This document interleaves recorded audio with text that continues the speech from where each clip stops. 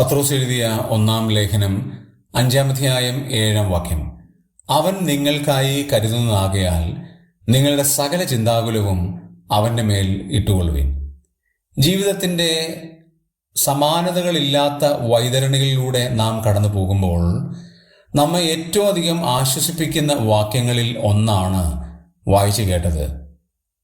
യേശു നിനക്ക് വേണ്ടി കരുതുന്നു. മനുഷ്യൻ നമുക്ക് വേണ്ടി കരുതുന്നില്ലായിരിക്കാം, അവർ നമ്മെ പരിഗണിക്കുന്നില്ലായിരിക്കാം, അവർ നമ്മളുടെ ചിന്താമണ്ഡലത്തിൽ പോലും നമ്മളെ ഉൾപ്പെടുത്തിയിട്ടില്ലായിരിക്കാം.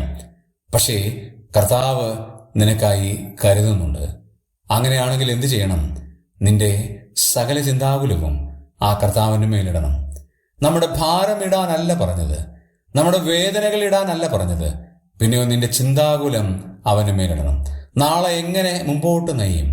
മകളുടെ ഭാവി എന്താണ്? മക്കളുടെ വിവാഹം എങ്ങനെ അത് മുമ്പോട്ട് നയിക്കും? ജീവിതത്തിൻ്റെ ഏറ്റവും വലിയ ക്രൈസിസിലൂടെയാണ് നാം കടന്നു പോകുന്നത് എന്ന് വരികിൽ നാം ഓർക്കുക, കർത്താവ് നിനക്ക് വേണ്ടി കരുതുന്നു. കർത്താവ് നിനക്ക് വേണ്ടി കരുതാനുണ്ടെങ്കിൽ പിന്നെ നീ എന്തിനാണ് ഭാരപ്പെടേണ്ടത്? കർത്താവ് നിനക്ക് വേണ്ടി കരുതാനുള്ളത് കൊണ്ട് നിന്റെ സകല ചിന്താകുലവും ആ കർത്താവിൻ്റെ മേലിടുവാൻ സ്വർഗത്തിലെ ദൈവം നമ്മളെ എല്ലാവരെയും സഹായിക്കുമാറാകട്ടെ.